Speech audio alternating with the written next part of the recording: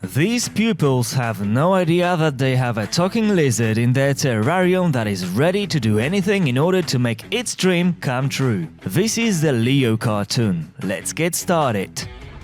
Several school children sing a song bidding farewell to another school year and reminisce about the most pleasant moments they experienced during their school days. They transfer to the 5th grade and feel very grown up. Here comes their first school day. Now they study on the 2nd floor. There's a terrarium in their classroom and in it live a lizard, Leonardo, and a turtle, Squirtle. They don't like school children because they think they are boring, predictable, and stupid. The class teacher named Mrs. Salinas tells the children that if they study well, then at the end of the year they will go on a trip to the Magic Land Park. Leonardo notices that Mrs. Salinas is pregnant. She has a small belly now and she eats all the time. At some point, she even starts feeling sick. The time for the parent-teacher meeting has come. The principal says that soon Mrs. Salinas will go on a maternity leave. The parents are shocked at this news, but the children are happy because they are eager to give their new teacher a hard time. Leonardo suddenly recalls that he was born in 1949. So many years have passed since then, and the lizard wants to know his precise age in order to understand whether or not he is old. Leo can't count, that's why he pushes the alarm button with his tongue. The school children decide that this is a fire drill. That's why they run out of the class and take with them the terrarium with Leo and Squirtle. Our pets are put next to the cages with other school animals: a mouse, a frog, a boa constrictor, fish, and a rabbit. Leonardo asks his friends for help. He needs to learn his age. Thanks to the rabbit, he learns that he is 74 years old. That's horrible news because it means that he is well advanced in years. Leo gets depressed. He is desperate because he has lived in vain and hasn't realized his dreams. He really wanted to see a real snail, hunt flies, go to the seaside, and of course, to show off his talents to an attractive female. At this moment, the classroom door opens and a big, grey-haired woman wearing glasses appears in a doorway. This is their new teacher, Mrs. Malkin. The children don't like her and they beg Mrs. Salinas not to leave them. The thing is, Mrs. Malkin is very strict, formidable, and demanding. She takes away the most precious items from the children with a small hoover. Then, she chases off Mrs. Salinas and says that someone among the children must take the terrarium pet home for the weekend. In her opinion, this is supposed to teach the school children to be responsible. Squirtle and Leo are horrified. At times, children can be very cruel and may mistreat their pets. A very talkative girl named Summer agrees to take the lizard home. Leo packs his lunch and gets transferred to a smaller cage. The girl's father picks her up after school. She leaves Leonardo in her bedroom and goes to have lunch. Leo looks through the big window hopefully. He stretches, pulls himself up and gets out of the cage. The path to freedom is open. The thing is, Leo isn't the fastest lizard in the world. He finally reaches the window around evening time. However, he slides off and falls into a box with napkins. During this time, Summer manages to have lunch, to watch a film, and to share all the news with her family. She goes back to her room and sees that the lizard is missing. The girl looks for it everywhere and finally sees Leo on the shelf. In surprise, he starts swearing and Summer realizes that this is not a regular lizard, but rather a talking one. The girl shouts and panics, but Leo begs her to keep it a secret. He lies to Summer, saying that only she can hear him. Leo gives the girl a useful piece of advice. She needs to speak less and listen to others more. It's important to ask other people questions and to be sincerely interested in their life. Then, she will become the most popular girl in her class. On the next day, Leo returns to his terrarium and Squirtle makes fun of his friend for the failed attempt to escape. Mrs. Malkin makes the pupils switch their places and gives them big books. After the lesson, Summer applies Leo's advice and tries to befriend her classmates. She succeeds. During the history lesson, the pupils tease Mrs. Malkin and receive demerits for that. The teacher demands that someone else take the lizard home for the weekend. A quiet boy, Eli, who always has his assistant drone next to him, agrees to do it. The thing is, Eli is allergic to nuts, and his parents worry too much about him. Because of Leo in the house, the boy is made to wear a chemical protective suit and the drone does all the work for him. Eli is really bored and can't befriend anyone. Leo looks at the open window with curiosity. He gets out of the cage again. However, this time too, his plan fails. A Hoover robot appears and tries to suck up the lizard. Poor Leo loses half of his tail. That's okay, because he will grow a new one. Leonardo argues with Eli's dog, and this is when the schoolboy himself shows up. He notices too that Leo can speak. Leo tells the same legend that supposedly only Eli can hear him because he is special. Leo advises Eli to write a letter to his drone and part from it, because it messes up his life. At the end of the day, it's time for him to go to the toilet on his own. In the morning, the drone reads the letter and gets into a dumpster. Leo asks the boy to find him a caterpillar. He swallows it and regurgitates a real butterfly. He teaches the boy to have fun, and he feels happy for the first time. After the weekend, Leo returns to his terrarium and Squirtle teases him again.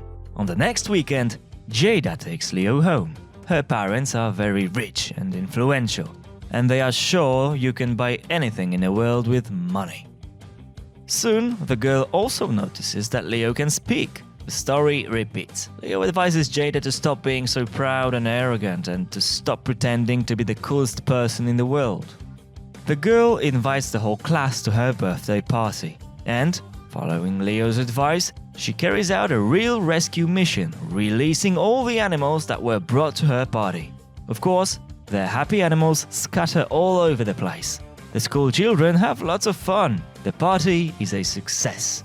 Leo wants to escape along with the other animals, however, he notices that the school children look for him everywhere, and he returns to them. Seems like he has really loved these kids. The other pupils also take Leo home one after another and trust him with their secrets. He gives each of them wise advice and helps to make their life slightly better. Of course, Leo demands to keep it a secret that he can speak.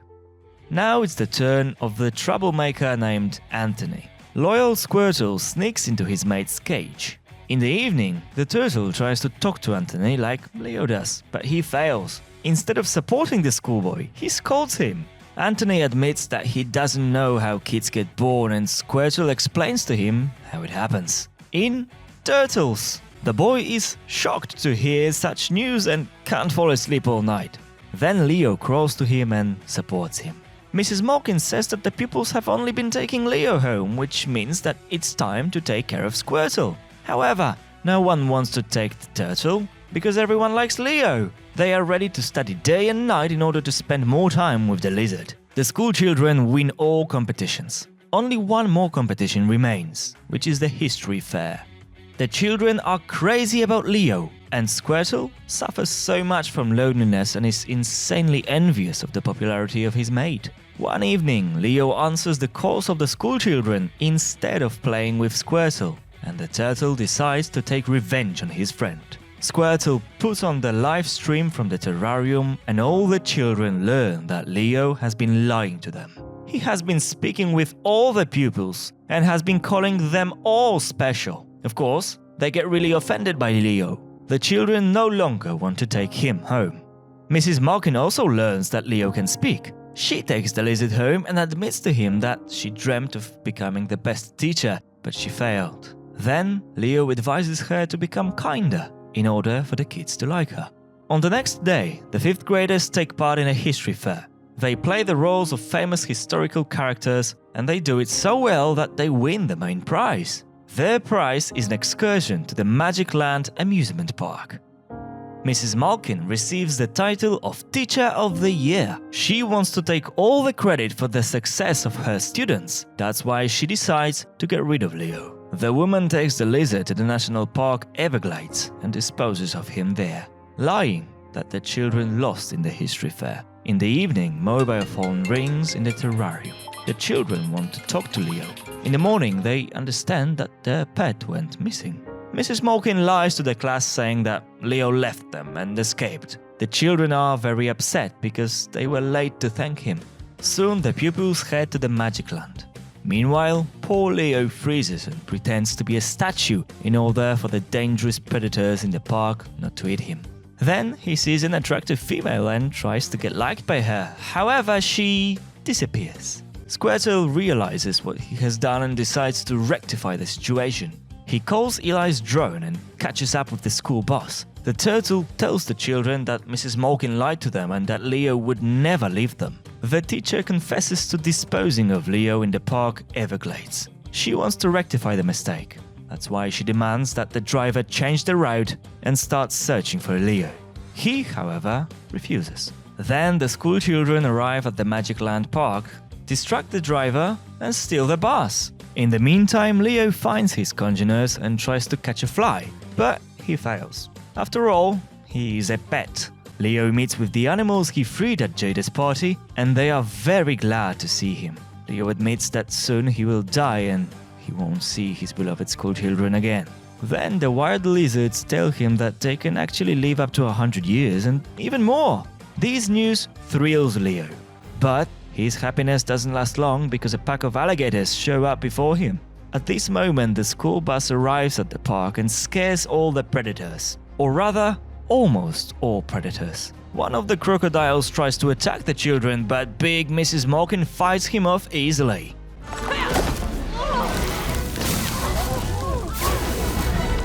Summer distracts the alligator with her chatter and Eli's drone throws him out. The school children find Leo safe and sound and tenderly hug their favorite pet. Squirtle enters the park and asks his friend for forgiveness.